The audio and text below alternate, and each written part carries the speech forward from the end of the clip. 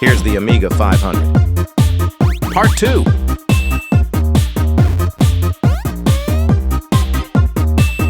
Here's the replacement case before the retro bright treatment. Wow, what a difference.